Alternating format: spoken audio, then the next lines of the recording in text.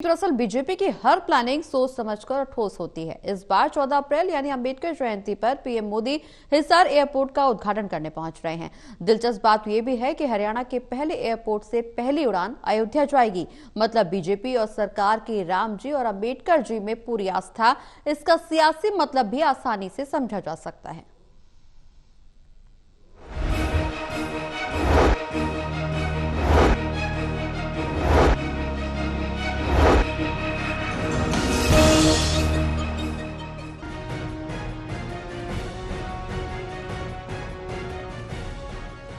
BJP का हर फैसला और इसके पीछे की मंशा कैलकुलेटेड यानी गणना आधारित होती है।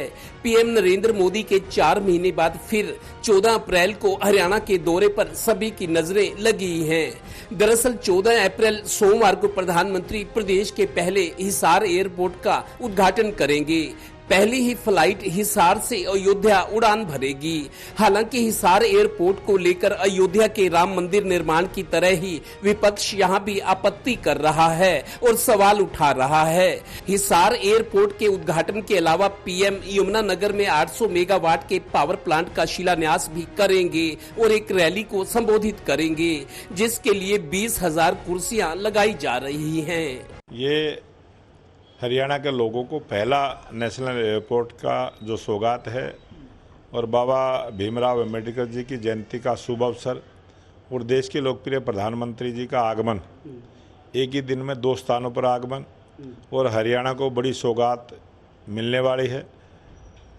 हिसार एयरपोर्ट महाराजा अग्रसेन के नाम से जो एयरपोर्ट की शुरुआत होगी हिसार में होगी और पहली उड़ान अयोध्या के लिए होगी। गौरतलब है कि हिसार एयरपोर्ट के उद्घाटन और यमुनानगर में 800 मेगावाट के पावर प्लांट के शिलान्यास की जोरदार तैयारियां चल रही हैं।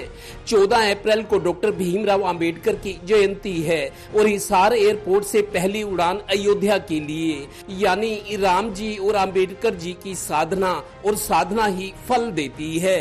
पीएम की यमुनानगर रैली के लिए आसपास के जिलों से रोडवेज की सैकड़ों बसें यमुनानगर भेजी जाएंगी।